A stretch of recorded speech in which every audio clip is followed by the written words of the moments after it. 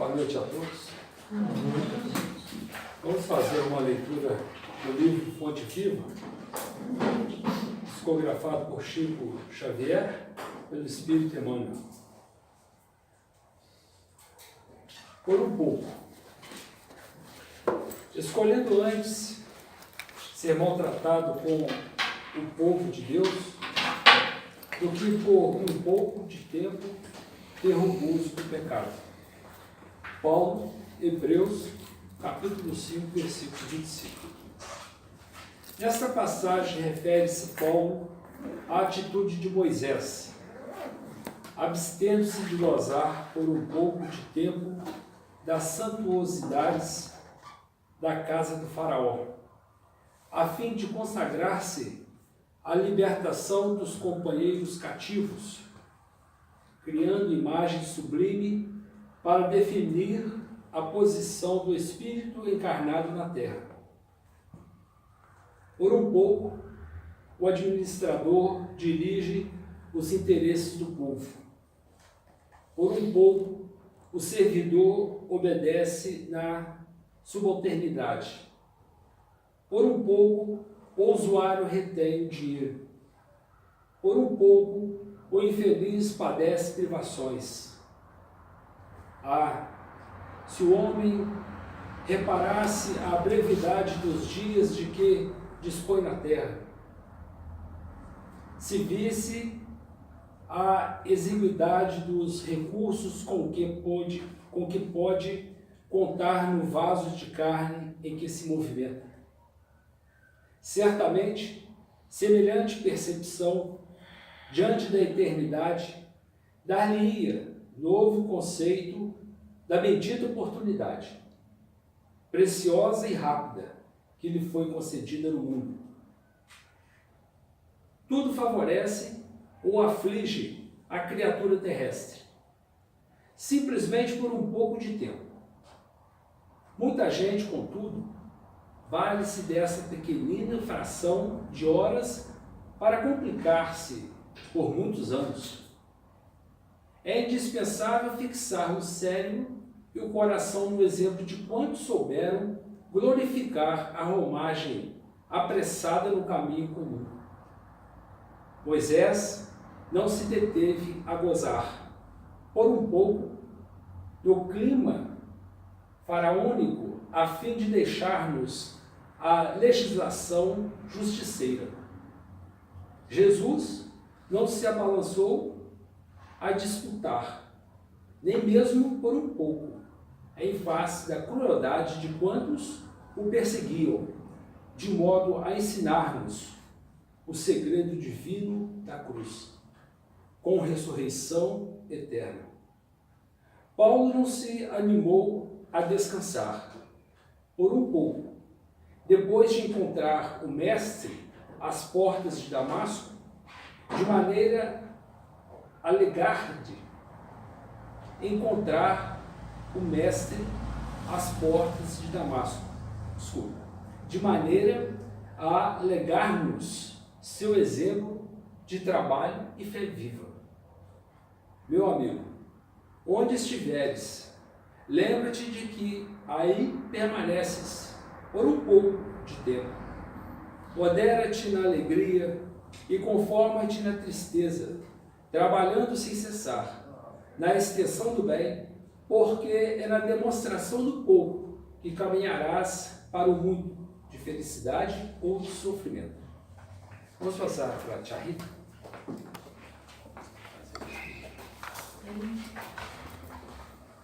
Boa noite a todos.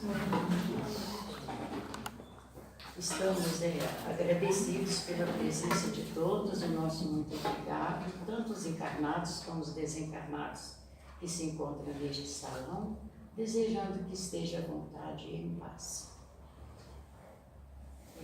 Vamos elevar o nosso pensamento a Deus Pai de amor e bondade, Jesus, nosso mestre e nosso amigo, a espiritualidade amiga, os mentores desta casa, médicos, enfermeiros e trabalhadores da seara do bem, e pedir luz, amparo e proteção para todos aqui presentes, encarnados e desencarnados. Pedir também, querido Mestre Jesus, que o Senhor derrame o vosso amparo, a vossa luz, a vossa sabedoria para o nosso expositor, a fim de que o estudo da noite transcorra com perfeita paz e harmonia. Sendo assim, damos por iniciado o estudo da noite, dando muito graças a Deus. Hoje nós estamos recebendo o senhor Cláudio Zimmermann, que é trabalhador da Sociedade Espírita Joana de Ângeles, que vai falar para nós a cura real. Então eu passo a palavra, fique à vontade.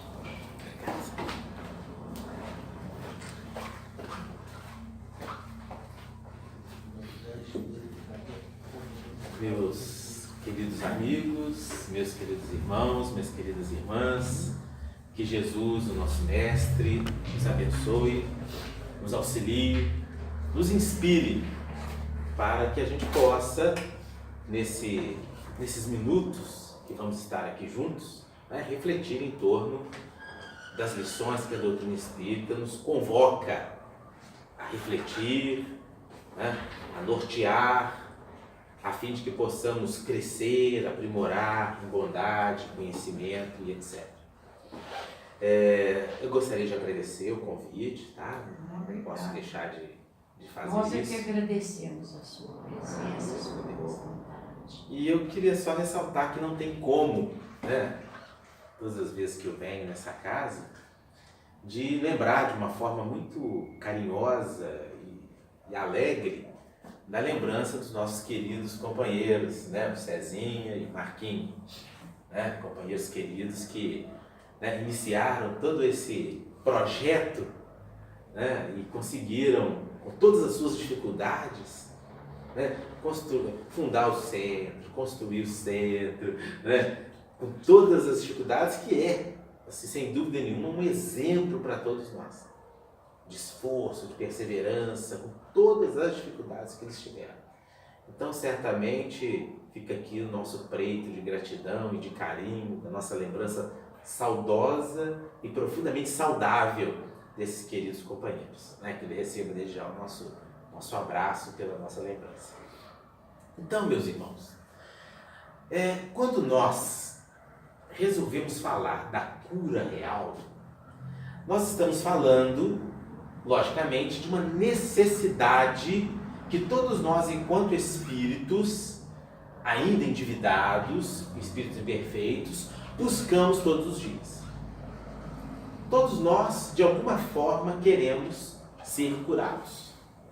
Cada um de nós necessita, de alguma forma, de ser curado de alguma coisa.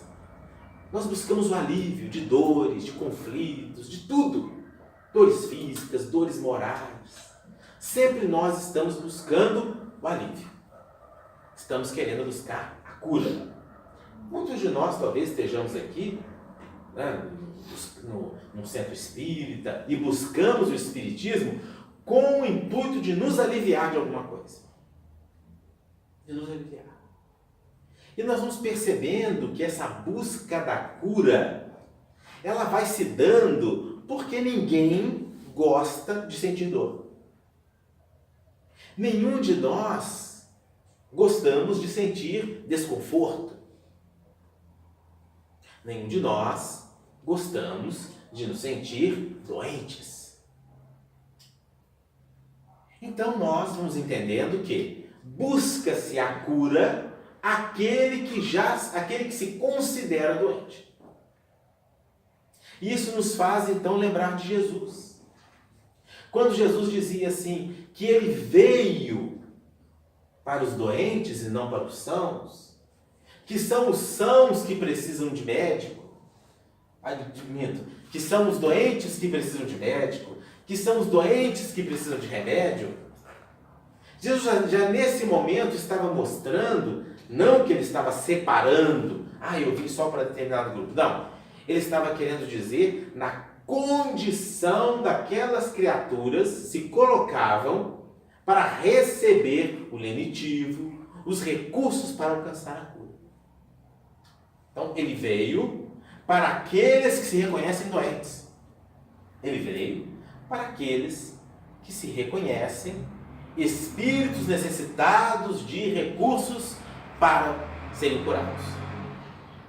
E aí Jesus, então, já nessa primeira parte, ele já vem nos falar de um dos empecilhos para alcançarmos uma cura real. E aí nós vamos abrir, então, um parênteses, que vamos voltar nisso. Se nós intitulamos esse estudo como cura real, isso nos faz remeter a uma outra situação. Se existe cura real, deve existir então também a cura real. A cura que não é real. E aí vem uma pergunta que nós precisamos fazer. Qual é a cura que nós estamos buscando? Nós estamos buscando apenas um alívio para as nossas dores, para os nossos conflitos, ou nós estamos buscando verdadeiramente a cura? O que é a cura que não é real? Vamos dar um exemplo. Todos nós, quando estamos sentindo uma dor, nós buscamos um médico, um terapeuta, qualquer profissional da área de saúde. Não é assim? O que é que nós queremos muitas vezes? Chegamos para o médico, doutor, arrume um remedinho para minha dor de cabeça. Aí eu pergunto para você, se você toma um remedinho, ela alivia, você está curado? Aí se o médico nos passa aquele remedinho, ficamos todos satisfeitos. Porque aliviou o incômodo. Mas a raiz do problema continua.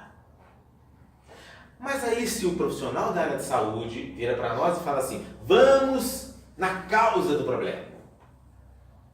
A gente já pensa, ai meu Deus do céu, não me tira o meu pãozinho de toda manhã, não me tira o meu queijinho. Não vai me tirar minha cervejinha não, pelo amor de Deus. Então nós começamos a colocar condições.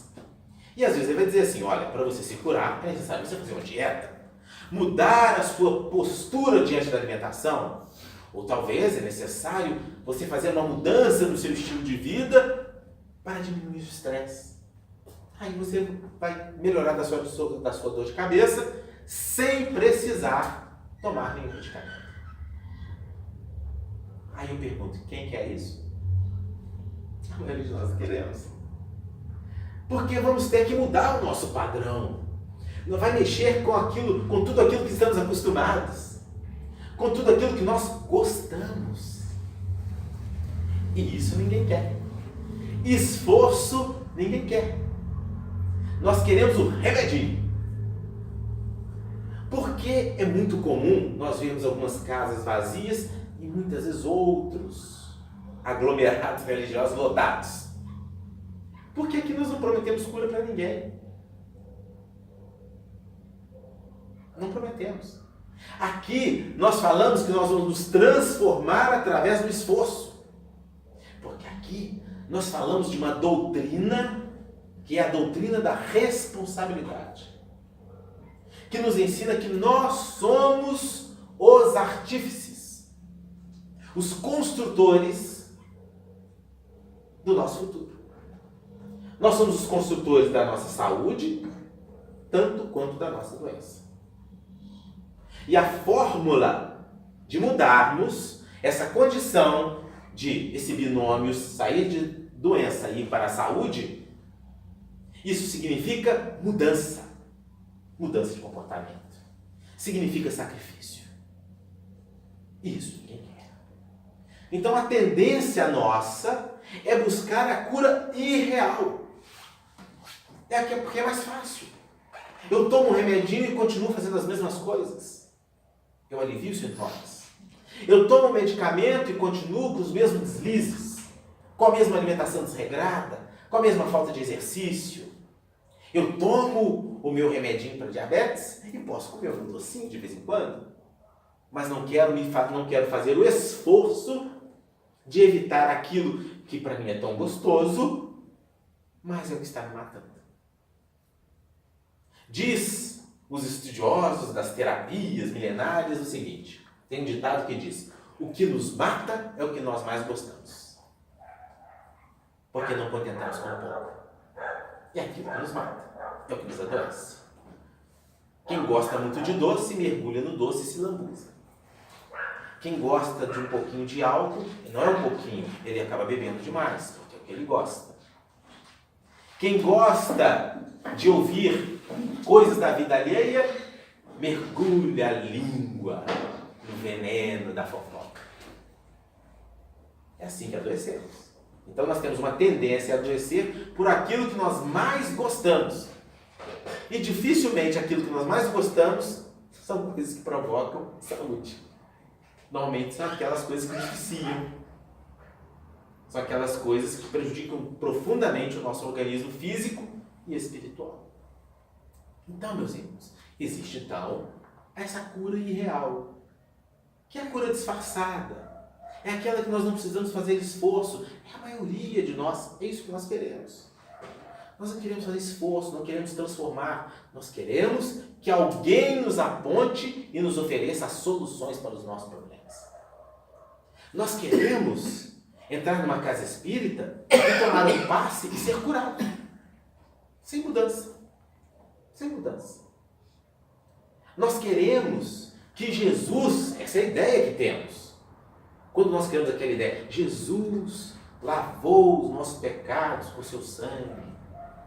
Quando nós trazemos, é aquela falsa ideia de que os nossos problemas são resolvidos através da atitude de alguém. Todos os problemas. E nós sabemos que nós, de acordo com as informações da doutrina espírita, nós somente melhoraremos através do esforço próprio. Ninguém melhora para ninguém. Por isso tem que tomar muito cuidado na casa espírita de falarmos assim, aqui na casa nós temos reunião de cura. Não existe reunião de cura. Existe reunião de tratamento. Porque reunião de cura subentende-se que a pessoa que ali chegar, ela se dá curada. Então não é uma reunião de cura. É uma reunião de tratamento. Porque se a pessoa for no PROCON, ela fala assim, eu fui naquela casa espírita, na reunião de cura e não fui curado. Vai no PROCON. Denuncia a casa. Eu não recebi o produto que eu fui buscar. Né? Então nós temos que tomar muito cuidado com isso. Né? Nós não devemos oferecer cura.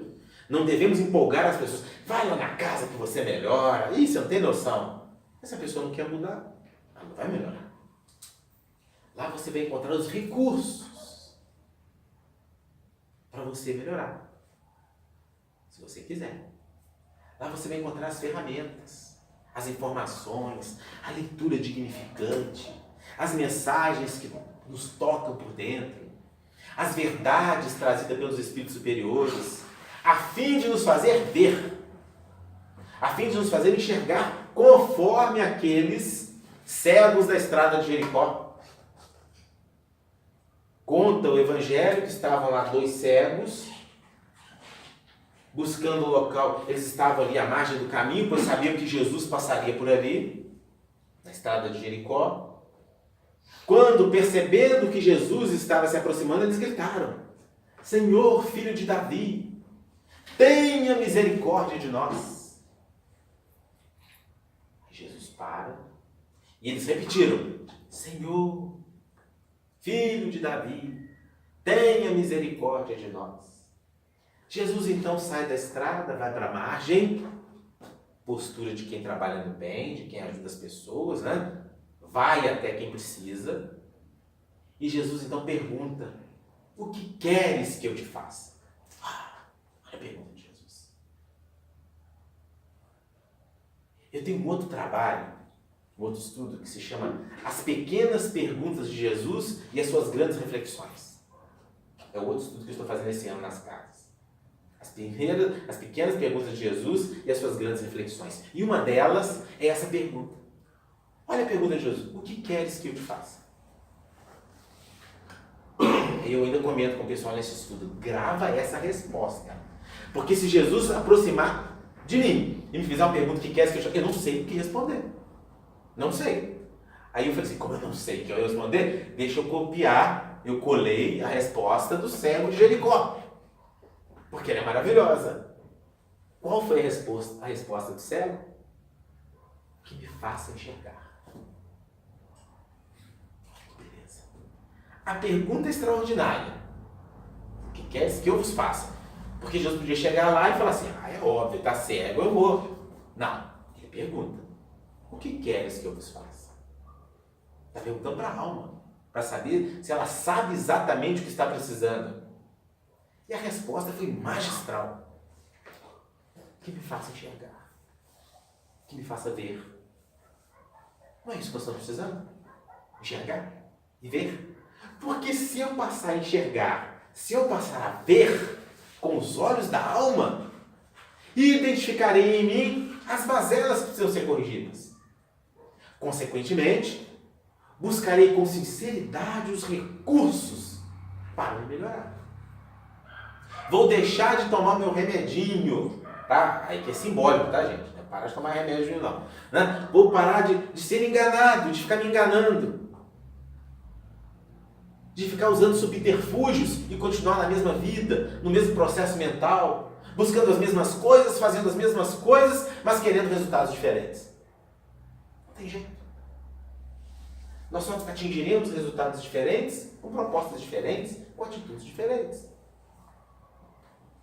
Então Jesus fazia essa pergunta clara. Aí voltando lá no início, quando Jesus dizia que ele veio para os doentes e não para os sãos, pois são os doentes que precisam de médico, são os doentes que precisam de remédio, Jesus estava falando claramente nesse instante da humildade e do orgulho que contrapõe a humildade, que nos impede de identificar o que estamos precisando ou nos impede de buscar aquilo que precisamos para nos melhorar. O orgulho é um problema muito sério. O orgulho nos faz, nessa vontade que temos de melhorar, de começar a achar culpados da nossa doença. Porque só vai ser curado aquele que se reconhece doente.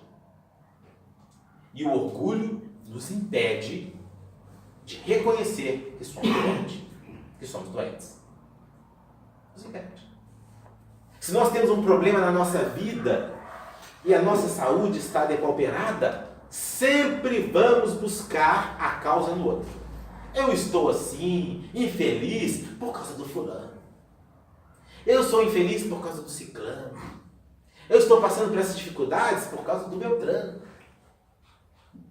Eu sou desse jeito, carrancudo, ranzinza, porque eu convivi com fulano. Isso é muito fácil. E eu pergunto para você, é justo isso? Eu colocar nos ombros do outro as minhas dificuldades? O outro pode ter contribuído, mas a responsabilidade diante daquilo que o outro me oferece é totalmente minha. O outro pode me jogar uma pedra, mas ser atingido por essa pedra é de responsabilidade minha, não é do outro, é minha.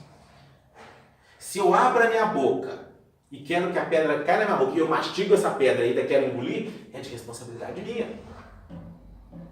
Essa é a doutrina que nós estamos. Nós não estamos numa doutrina de face de conta. E mais, nós estamos numa doutrina que é o cristianismo redivivo, que além de nos mostrar que a responsabilidade é nossa, nos ensina a amar aquele que nos tampou a pedra. Olha bem. Porque quando nós aprendemos a amar aquele que nos tampou a pedra, nós estamos verdadeiramente curados. Quando eu aproximar daquela pessoa que me prejudicou e eu não sentir mais nenhum asco, nenhuma dificuldade, eu já estou curado daquele problema. Mas enquanto eu me sinto incomodado, eu não estou curado. Porque não existe, meus irmãos, não existe para a espiritualidade ou para o progresso da alma subterfúgios. Não existe atalhos. Nós criamos atalhos que não nos levam a lugar algum. Só vai prolongando os nossos problemas e as nossas dores. O dia que nós encaramos face a face os problemas e com sinceridade, com humildade, buscamos resolvê-los, aí sim nós nos curamos daquele problema. Não tem outra forma. Então, quando o médico chega para nós, ou o profissional de saúde, e diz: vamos fazer uma dieta, sem tomar remédio, Vamos fazer uma dieta, vamos mudar comportamento, vamos mudar a alimentação. Ah, mas eu vou ter que largar aquele negócio que eu gosto tanto. Vai! E aí, com todo esforço, com todo sacrifício, nós começamos a modificar. Dali a pouco, os sintomas desaparecem. Dali a pouco, outros processos que estavam iniciando no nosso corpo físico também desaparecem. Olha bem, porque houve esforço, houve mudança, transformação. Não tem outra forma. Então nós temos uma tendência a colocar a culpa nos outros. Como se os outros fossem responsáveis pelas nossas doenças, pelas nossas dificuldades. A própria ciência vem nos ensinando. Porque às vezes nós falamos assim, eu tenho tal doença física porque é genético. Na minha família todo mundo tem isso. Aí eu pergunto para vocês, será que isso é verdade? Absoluta? A ciência diz que não. Numa família, por exemplo, de diabéticos, não significa que todos serão diabéticos. Mas eu tenho o gene da diabetes. Verdade. O gene é como se fosse uma receitinha. Ou seja, você tem na sua célula a receitinha, lá no seu DNA, a receitinha de como ficar diabético. Mas a pessoa só vai se tornar diabética se ela começar a oferecer os ingredientes daquela receitinha. Aí nós vimos às vezes numa família, minha família, o gene da minha família é ser gordinho. Aí todo mundo gordo. Não. É todo mundo gordo porque come mal. Tem maus hábitos alimentares. Não faz atividade física. São sedentários. Aí os filhos comem os que os pais comem. E aí fica gordinho. Meu filho detesta legume, verdura. Você come? Eu não como. Como é que você quer que seu filho coma se vocês não comem? Então ele vai ficar igualzinho. De manhã cedo come carboidrato, na hora do almoço come carboidrato, à noite come carboidrato, no lanche da tarde come carboidrato, e aí antes de dormir, um leitinho. E um chocolate, né? Açúcar lá nas alturas. Não tem jeito. Mas é o gene da nossa família. Não, é o gene da família. Esse gene de vocês é que faz vocês ficarem desse jeito. Não são os genes. Os genes têm efeito em nós em apenas 5%. Apenas. Nós não somos reféns da nossa genética. Não somos. Então não podemos culpar a genética. Os nossos hábitos, sim, nos levam às doenças. Os nossos hábitos. Então nós repetimos padrões. Nós repetimos hábitos. Aí nós encontramos a ovelha negra da família. Todo mundo gordinho e tem um magrinho no meio da história. Fulano gosta de comer. Ele não come. Só gosta de ficar comendo folha. Virou vegetariano. Ele come e vai para o sol fazer fotossíntese. Olha só como for e tal. Mas é o saudável, é o que não tem diabetes, é o que não tem hipertensão, é o que não tem nada. Ou seja, ele tem sim os genes daquela família, mas a atitude dele é diferente. A postura é diferente. E aí que está a dificuldade de nós nos curarmos de qualquer coisa. Nós não queremos mudar o nosso padrão. Nós queremos ler uma mensagem espírita, nos emocionar, mas sempre pensando que serve para o outro. Quantos de nós podemos estar aqui pensando assim agora? Nossa, bem podia estar aqui para estar escutando tudo isso que ele está falando. A tendência é nossa. Nós achamos que tudo é aplicado para o outro, na verdade é aplicado para nós. Eu é que tenho que mudar, não é a pessoa do meu lado. Eu. A responsabilidade nessa encarnação é de mim para comigo. Não será o outro que vai crescer por mim. Não será o outro que vai me adoecer. É o que eu faço do que o outro me oferece. É que vai me adoecer. Nós é que escolhemos se vamos beber o veneno ou não. Mesmo que o outro nos ofereça. Se alguém vai nos jogar um barro, uma lama qualquer, estando bem vestidos, a responsabilidade de fazer isso é dele. Mas se eu me sujar com esse barro, a responsabilidade é minha. Por que eu não desviei? Porque estava invigilante. Por quê? Não preciso me sujar. Porque se eu estiver em estado de vigília, eu não serei. Isso não acontecerá comigo. Então, dos empecilhos da cura, em primeiro lugar, orgulho. Porque a questão do orgulho faz nós acreditarmos que os doentes são os outros e não nós. Quem não tem em casa aquela pessoa que fala assim, não, eu não preciso de nada. Não, na minha família só tem ignorante. E ele não. Só de falar isso já tem alguma coisa errada, né? Minha família só tem ignorante. Aquela pessoa que julga, que esperta o outro o tempo todo. É o orgulho. Aí quando você fala para você, fulano, você está precisando mudar. Por que você não para de fazer isso? Ah, mas eu não tenho nada. Não tem problema nenhum. Olha bem, você está fumando muito, você vai ter um problema. Não tem problema nenhum. Eu respiro bem, eu caminho, eu não sinto nada. Orgulho, ele sabe que faz mal. Ele tem certeza.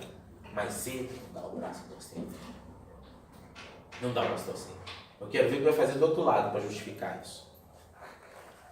Ah, mas é muito difícil vencer o vício. Lógico, ninguém nunca disse que é fácil.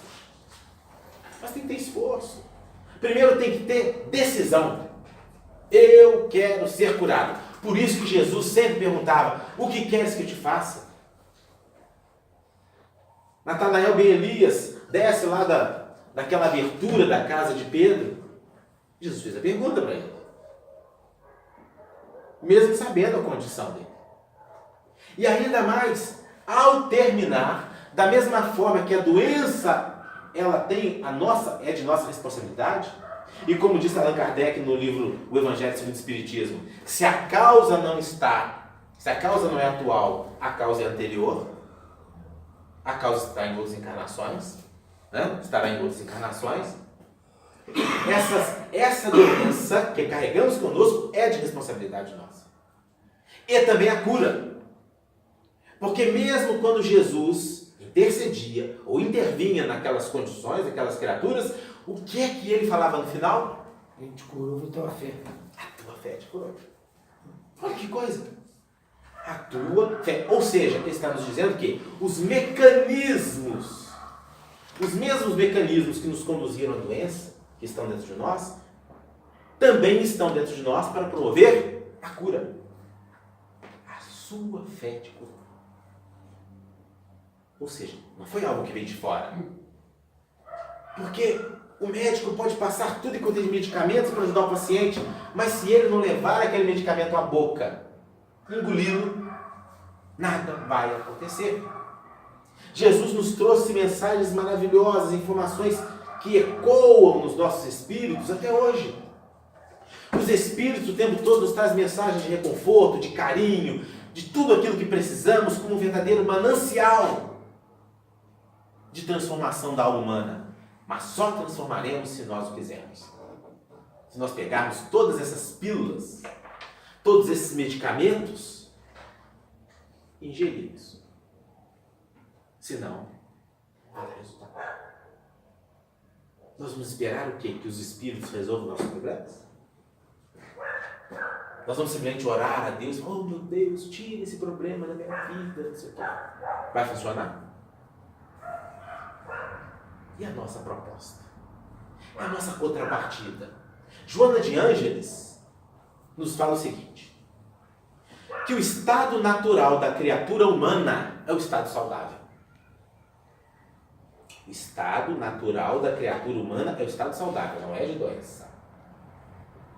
Não é de doença. Por que é o estado saudável? Porque tudo se converge para a vida, para a saúde. Quando nós fazemos desmatamento, se o homem ali não mexer mais, o que acontece depois de alguns anos? Não renova? Se nós cortamos o braço com alguma coisa, o que o nosso corpo faz? Ele vai abrir mais essa ferida ou vai regenerar? Ele vai começar a fechar. Ele vai disparar mecanismos para que aquilo ali se cure, para que aquilo ali cicatrize. Ou seja, tudo converge para a saúde e para a manutenção da vida. Mas se nós estamos nos destruindo, é porque as nossas escolhas estão nos levando para isso. as nossas escolhas, os nossos posicionamentos que estamos desejando. Então, um outro motivo que é entrave para a nossa cura é a ignorância. Muitos de nós não sabemos o que estamos buscando. Muitos de nós não sabemos dizer o que queremos. Então, muito menos saberemos o que precisamos mudar. As pessoas que estão à nossa volta muitas vezes sabem, já perceberam quantas coisas nós precisamos mudar, mas nós ainda não identificamos, por ignorância. Porque a maioria de nós não sabemos quem somos. Se nós perguntarmos para alguém assim, fulano, qualquer um de nós aqui, quem é você? A pessoa vai falar assim, eu sou professor aposentado da escola. Não, não perguntei sua profissão. Me pergunta, quem é você? Eu sou fulano de tal, filho do seu fulano, com a dona ciclana. Não foi isso que eu te perguntei. A pergunta é, quem é você? Por que nós não vamos responder? Porque não sabemos. Não sabemos. E é o primeiro passo. É o primeiro passo para qualquer mudança. É nos identificar. Identificar quem somos. O que estamos fazendo aqui? Qual é o nosso objetivo no planeta? Muitos de nós estamos vivendo um vazio existencial, com tanta coisa para ser feita, porque não nos conhecemos. Nós não olhamos para o espelho da nossa alma para identificar quem somos. Fazer uma análise. Não é projetar o que queremos ser, não. É o que somos agora. Se nós fizermos uma avaliação, uma análise, nós vamos descobrir. Só que às vezes, o que nós vamos descobrir nem sempre vai ser o que nós queremos. Às vezes nós não queremos nos despir diante de nós mesmos para identificar quem somos. Porque identificar quem somos, vamos ter que admitir muitos erros. Que cometemos muitas falhas, que fomos ignorantes, que fomos rudes, que fomos isso, que fomos aquilo. Ou seja, nós precisamos trabalhar a humildade. Só se reconhece verdadeiramente a si mesmo aquele que se veste com o manto da humildade. Aí sim nós vamos identificar quem somos. Fora isso, nós vamos criar uma falsa imagem do que somos. Eu sou muito bom, eu sou muito caridoso, eu sou tão bom que tudo que as pessoas precisam eu faço. Mas se pisar no meu carro, só se pisar no meu carro, se não pisar, eu sou uma pessoa muito boa. Mas a pessoa não quer dizer que ela é ignorante.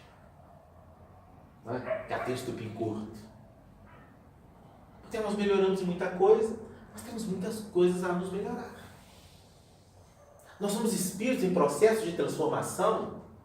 Nós não somos de todos ruins, de jeito nenhum. Como diz Jesus lá no livro Boa Nova, o homem é muito mais frágil do que perverso. Nós somos frágeis. Tudo que nós estamos vendo aí no dia de hoje, nesses dias conturbados na nossa sociedade, é por fragilidade, não é por maldade. Todo mundo quer ser feliz. Todo mundo quer se sentir bem, quer conforto, mas busca de forma errada. De forma errada. Por fragilidade. Mas eu não faço assim. Até o dia que somos colocados em provas naquilo que temos tendência. Porque é muito fácil dizer que eu não faço. Não sou eu quem está sendo tentado. Sou eu? Não sou eu que está sendo ali trabalhado. Não sou eu. É muito fácil. Se eu não tivesse nenhuma ligação mental com tudo isso que está acontecendo, eu não estaria reencarnado aqui. E pronto. Não estaria reencarnado aqui, nem no Brasil e nem na Terra. Estaria em outros planetas mais evoluídos. Então, ou seja, tudo que acontece no planeta tem sim relação conosco. Tem relação com a nossa forma de pensar, com a nossa forma de agir, com a nossa forma de conduzir. Ou seja, de alguma forma somos propensos a muitos desses erros que acontecem no nosso planeta. E estamos aqui nesse grande laboratório, nesse grande hospital, para nos curarmos. Esse é o nosso papel. Buscar a cura. Mas para buscar a cura precisamos ser humildes. Precisamos identificar, como Jesus ensinou, aonde é que nós precisamos mudar e nos colocar de uma forma muito sincera. Eis-me aqui, Senhor, faça o que quiser comigo. Me ajude, me oriente, que seguirei os seus passos. Me oriente, me faça enxergar para que eu possa seguir o caminho que tu segues. E conta o evangelista que aquele cego que estava abaixo do caminho levantou e seguiu Jesus. Porque ele passou a enxergar. Porque muitos que foram curados por Jesus, entre aspas, continuaram cometendo os mesmos erros. Voltaram a fazer A mesma coisa. Amélia Rodrigues narra a história de Natanael Ben Elias. Então Amélia Rodrigues narra que Jesus estava na casa de Simão Pedro. E lá, Jesus ensinando o seu evangelho e promovendo as chamadas curas. Eis que, de repente, num determinado momento, Jesus se afasta daquelas pessoas. Sai da casa de Simão Pedro e vai lá para perto do lago de Genezaré. E fica lá sentado, próximo, debaixo de uma tamareira. Pedro percebe que Jesus não estava ali e vai atrás dele. Aí narra Amélia Rodrigues, lógico que eu estou contando ao sabor das minhas emoções, das minhas lembranças, de que Pedro identifica que Jesus estava sentado lá debaixo de uma tamareira e que ao longe estava uma lua maravilhosa e o brilho da lua emoldurava a silhueta de Jesus. Pedro se aproxima, o quadro devia ser maravilhoso, né? Jesus sentado à beira do lago, uma tamareira, e a lua refletindo Jesus. Devia ser uma coisa maravilhosa. Pedro se aproxima de Jesus e o contempla. Como é belo, Senhor. Como é belo o Mestre. Pedro se assenta e, todo empolgado, ele pergunta a Jesus: que noite maravilhosa, Senhor. Quantas coisas foram feitas, quantas pessoas foram curadas, quantos ensinamentos maravilhosos, etc, etc. Eis que Pedro percebe que Jesus, mudo, fazia desprender dos seus olhos uma lágrima. Pedro se sente incomodado e pergunta: Senhor, numa noite maravilhosa como essa, depois de tudo que nós passamos, tu choras? Depois de uns instantes, Jesus rompe o silêncio e diz para Pedro: Pedro,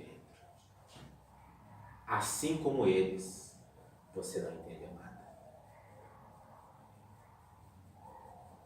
Olha bem, assim como eles, você não entendeu nada.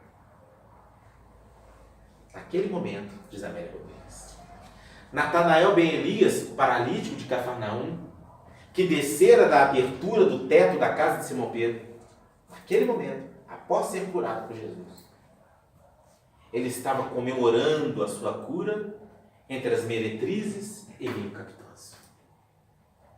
Uma das jovens que fora curada da sua visão estava procurando no local onde morava quem eram aqueles que a feriram. O que foi curado da fala a dizer tudo aquilo que queria falar para aqueles que o prejudicaram. E assim por diante. Não houve cura. Não houve cura. Houve uma melhoria momentânea. Houve um alívio. E assim como eles, Pedro também não havia entendido. Ou seja, de nada adiantou aquilo. E aí que Jesus fala: se tudo aquilo que ele fez, ao invés de ajudar, não prejudicou ainda mais. Porque às vezes é assim que fazemos. Nós estamos com uma azia tremenda. Porque nós misturamos feijoada, rabada, farofa e etc. Meu Deus, eu não estou gostando. Alguém fala assim: toma um sal de fruta que melhora. Aí a pessoa toma, sente aquele alívio. Acha um cantinho. Acha um cantinho, né? Até que cabe o docinho que chegou, né? E aí continua comendo. Um Cantinho mineiro. E vai continuar comendo. Ou seja, não entendeu nada. Nós não entendemos com as nossas dores. Quantos de nós continuamos cometendo os mesmos erros que nos adoecem? Os mesmos erros. Não entendemos nada. Com todas as informações que nós recebemos, é isso que Jesus está dizendo. O despertamento da alma para a sua melhoria. Nós seremos curados à medida que nós passarmos a enxergar melhor e identificar melhor as nossas necessidades e os recursos que temos para sermos curados. E você vê que Jesus curava, ainda falava com eles: vá, não peques mais. Exatamente. Ele sabia que eles iam voltar no mesmo. Esse é o outro ponto. Jesus é muito claro. Jesus conhecia a alma humana. Primeiro, olha a pergunta: o que queres que eu te faça? Por que me buscares? Por que me procuras? Pergunta de Jesus. Quando a pessoa recebia o recurso que queria, a tua fé te curou. E depois encerrava: vá. E não tornes a pecar. Não tornes a recorrer dos mesmos erros que te levou a esse ponto. Que tudo vai transcorrer da melhor maneira possível. Tudo. Então nós temos a ignorância, nós temos o orgulho, mas nós temos um terceiro fator que nos impede de sermos curados. Muito falado hoje nos meios terapêuticos: autossabotagem. Você já ouviu falar em autossabotagem? Autossabotagem é quando nós aurimos algum benefício da doença que nós estamos, algum benefício. Por exemplo, a senhorinha ou o senhorzinho que é acometido por uma doença, e por conta dessa doença, o maridão fica mais carinhoso, começa a levar uma aguinha lá para ela tomar, um chazinho. Aquele filho que mora lá do outro lado, mora lá no outro estado, vem visitá-la. Final de semana a casa começa a ficar cheia com a visita dos parentes, dos amigos. A pessoa começa a virar centro das atenções. Como é que está dando fulano? Melhorou? Eu tô indo, tô melhorando, tô caminhando e tal. Então a pessoa que até então talvez se sentia vazia, com suas dificuldades internas, ela começa a se sentir querida. Aí a pergunta é: será que se ela não tiver uma consciência melhor, ela vai querer sair desse estado? E aí ela começa a botar o tratamento. Aí ora melhora de uma coisa, e aparece uma outra doença, e aparece mais uma coisinha, e mais uma coisinha, e mais uma coisinha, para de alguma forma manter as pessoas à sua volta. Isso é sabotagem. Ela começa a sabotar o tratamento. Ou então a autossabotagem vem pelo ressentimento. É a pessoa que carrega uma culpa tão grande consigo, que quando ela vai aurir um benefício de alguma coisa, pela culpa que ela carrega, ela diz: eu não sou merecedora disso. E ela começa a avacalhar tratamento, começa a avacalhar tudo e começa a mergulhar de novo em todos aqueles processos que levou àquela doença. Isso é autossabotagem. E tem um outro motivo. Mas essa coisa que me adoeceu é tão boa. Eu gosto tanto. Não queremos largar. Quem não teve aquele parente alcoólatra, que ele está lá no tratamento: não vou beber mais. Aí ele vai escondidinho lá, tem uma garrafinha escondida no cantinho. Autossabotagem. É o diabético que guarda debaixo do colchão as balinhas. Para no meio da noite, quando todo mundo estiver dormindo, vai. Está se enganando a si próprio. Está enganando quem? Isso é autossabotagem. Aí, doutor, esse remédio não está funcionando. Eu estou seguindo direitinho a dieta que o senhor passou. De manhã eu como isso, faço isso, na hora do almoço, mas não conta o leitinho condensado guardado no fundo do armário, da balinha guardada debaixo do colchão, Não conta que depois do almoço, na hora da sobremesa, dá aquela fugidinha atrás da casa para dar uma comidinha rápida, Não fala nada disso. Autossabotagem. Pelo prazer. pelo prazer. Ou seja, é um vício. É um vício. Ela está sabotando a quem? É a pessoa que carrega mágoa. Que carrega mágoa e como não quer perdoar o outro que a ofendeu, ela fica trazendo à tona aquela mágoa o tempo todo. E a mágoa é um dos requisitos que impedem a nossa cura real. Porque carregar mágoa no coração, meus irmãos, é como se nós estivéssemos carregando um lixo dentro do peito. E todas as vezes que nós reviramos esse lixo, isso fede. Mas fede dentro de nós. Não é no outro, é em nós. A mágoa é um sentimento muito complicado, que adoece quem sente. Vocês já viram mulher separada ou homem separado? 10 anos separado, ainda fica lembrando do cachorro. Mas do cachorro daquele homem, 10 anos. Ou seja, a pessoa se separou, mas ela continua casada psiquicamente com outro. Está presa a ele. Pelos laços da mágoa. Da mágoa. Ai, eu fiquei diabético. Minha diabetes é emocional, por causa daquele cachorro que eu vivi com ele. Sua diabetes é por causa da mágoa. Que você não trabalhou. Que você não libertou. Deixa o outro seguir o caminho dele. Você não fez isso. Você quis ir para você, mesmo que seja estragado. Mesmo que esteja essa situação toda fedendo dentro de você. Mas você não quer largar. E quando alguém fala assim, fulano esquece. Esqueceu que aquela criatura fez comigo? E de jeito nenhum. Mas você tem que perdoar. Não, Deus é que perdoa. Eu quero não. Deus é que vai perdoar. Eu não. Mas o problema não é de Deus com ele. É de você com ele. A mágoa é uma coisa tão séria que se nós formos numa festa, fomos convidados para uma festa, e nós nos arrumarmos, e comprarmos a melhor roupa, o melhor sapato, e nos produzirmos todos para aquela festa, porque vai ser uma festa maravilhosa, uma festa ótima. Vamos encontrar grandes amigos, vamos nos divertir muito. E adentramos essa festa, e ali encontramos, ficamos felizes. De repente, quem entra pela porta? O miserento. O miserento entra.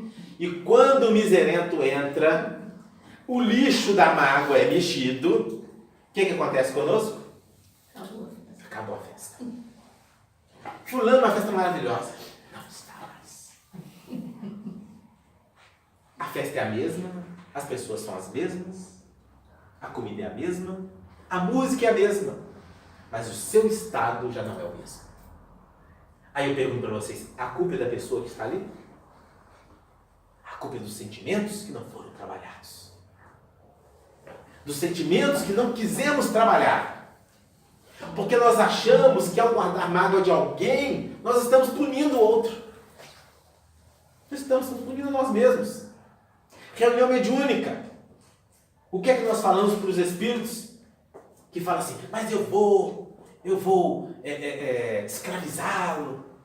Qual que é um dos argumentos que nós usamos? Perdoa. Não, você pediu para perdoar, você complica tudo. Você tem que mostrar o contrário. Assim, meu amigo, você que está escravizado. Porque enquanto você quiser persegui-lo, você está escravizado a ele. Não, eu que estou.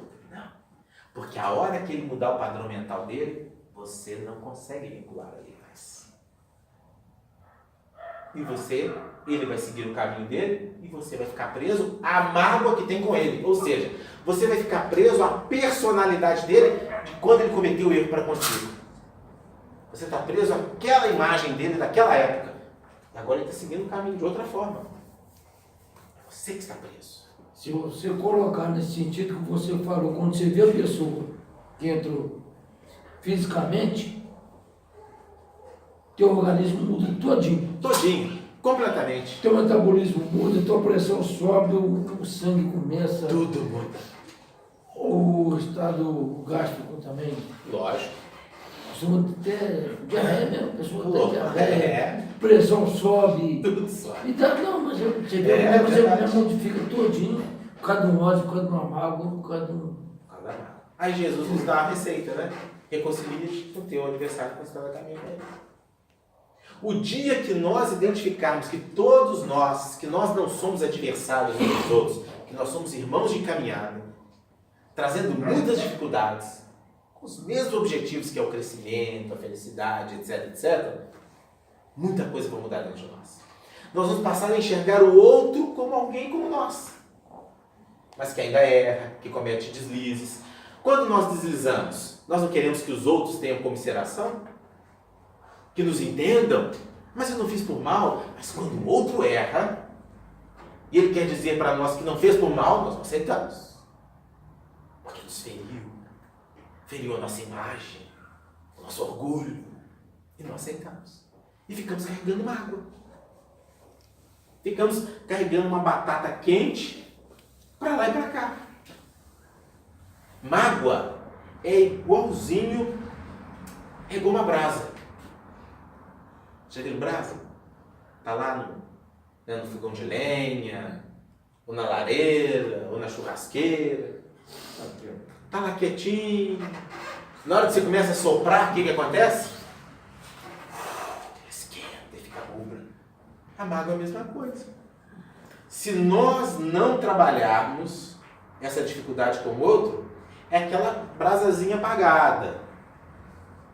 Na hora que nós vemos a pessoa, é como se a gente começasse a soprar. Começa a esquentar no nosso peito.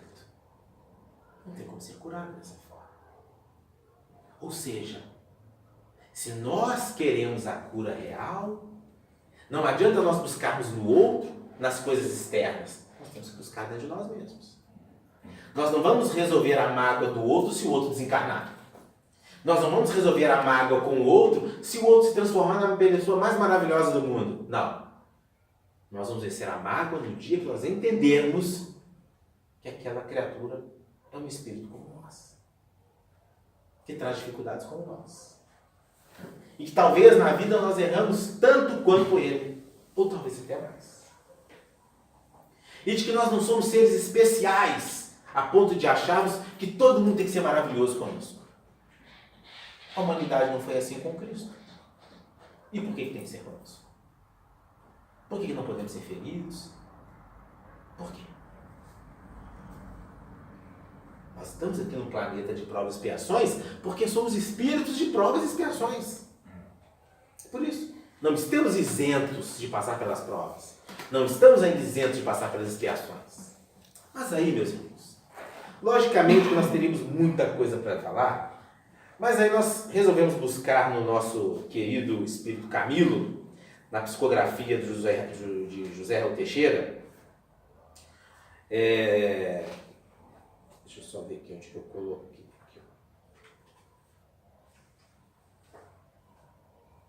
O Espírito Camilo, ele vem nos falar de alguns passos que temos para buscarmos a cura. E ele vem nos dizer assim, que um dos recursos é a prece. A prece abnegada, sincera, é um dos recursos para nós buscarmos a cura. Por quê? Como diz os Espíritos Allan Kardec, a prece torna melhor o homem. Por que torna melhor o homem? Porque porque muda o nosso padrão mental. A prece nos dá condições para recebermos a ajuda do alto. Nos tira da faixa da mágoa, da revolta, etc., do ressentimento, nos coloca numa frequência favorável a receber os recursos do alto. O trabalho do bem. Todas as vezes que nós colocamos a nossa mão a trabalhar pelo bem, pelo próximo, nós estamos ocupando a nossa mente e aurindo exemplos vivos das criaturas que chegam até nós. E vamos passar a perceber o que devemos ou não fazer para estarmos ou não doentes. O trabalho no bem. O trabalho sincero no bem. O sacrifício, às vezes, pelos outros. Às vezes, até de nos diminuir para dar condições do outro seguir adiante, do outro se iluminar. aí nós passamos a lembrar daquela pergunta que Kardec faz no Livro dos Espíritos, que é a seguinte: qual o verdadeiro sentido da palavra caridade, como entendia Jesus? Ali é a receita da cura. Benevolência para com todos. Seja bom para com o outro. Na medida que desejas que ele seja bom para contigo. Faça o outro que gostarias que ele fizesse contigo. Não faça o que você não gostaria que ele fizesse contigo. Indulgência para com as imperfeições alheias. Identificar que as pessoas falham, assim como nós. Que elas são imperfeitas, assim como nós. E perdão das ofensas. Porque quando nós passarmos a perdoar, a nos perdoar o próximo, nós estaremos colocando no solo um peso que carregamos conosco por milênios e que dificulta a nossa caminhada. Porque quando nós perdoamos, nós libertamos. Assim como o pássaro preso no cativeiro e que abrimos as portas do cativeiro para ele, ele vai voar livre, solto, feliz. Ou seja, muitas vezes permanecemos doentes pelas nossas próprias escolhas, porque escolhemos ficar cativos. Preferimos ficar no cativeiro, aprisionados nas lembranças, no ódio, na mágoa e tudo mais. Então, meus queridos amigos e meus queridos irmãos, se desejamos plenamente sermos curados, façamos também como nos diz um dos grandes mestres da yoga. Você já deve ter ouvido falar do professor Hermógenes. O professor Hermógenes dizia assim: Deus me livre de sofrer de normose. Deus me livre de ser normal. Eu prefiro ser anormal. Ser normal é ser igual a todo mundo. Se todo mundo rouba, então eu roubo também. Se todo mundo come exageradamente, então eu vou comer exageradamente também. Se todo mundo não faz nada, então eu não vou fazer nada também. Se eu estou no meio de pessoas que fumam, que bebem, então eu vou fumar, vou beber também, para ser legal, para ser normal no meio daquelas pessoas. Se a minha família tradicionalista faz isso, então eu vou fazer também. É isso que ele fala de ser normal. Está na hora de nós passarmos a ser anormais, como Jesus foi. Jesus, na sua época, era uma pessoa normal? Para os padrões da época? Isso era normal. Porque Jesus falava de amor quando as pessoas estavam vibrando ódio. Jesus falava da necessidade do perdão quando a lei dizia que nós devíamos ferir aquele que nos ferira. Jesus falava para caminhar com o nosso inimigo. Jesus se afastava dos seus familiares para ajudar aqueles a quem ele considerava sua verdadeira família, que é os necessitados e etc. Então Jesus não era normal. Porque ser normal seria seguir os parâmetros e a conduta daquela época. Jesus fez o contrário. E se nós queremos, então, meus irmãos, sermos curados de forma verdadeira, passemos a ser anormais. Através dos ensinamentos de Jesus, através das lições que os benfeitores espirituais nos trazem, mas primeiramente identificando com sinceridade e respondendo ao Cristo a pergunta que ele faz: o que queres que eu vos faça? Identificando em nós aquilo que precisamos fazer e que precisamos mudar, porque assim entraremos no caminho da humildade, que é o primeiro passo para qualquer mudança e para qualquer processo de cura. Que Jesus nos abençoe, nos ilumine, nos guarde a sua doce paz. Obrigado. Nós agradecemos ao Cláudio Zimmer por esse estudo edificante que carinhosamente ele nos ofereceu. O nosso muito obrigado. Desejamos que você leve o nosso abraço aos trabalhadores da Sociedade Espírita Joana de Ângeles, assim como os seus familiares. Obrigado. Eles recebem o nosso abraço. Muitíssimo obrigado. Eu preciso dar alguns avisos.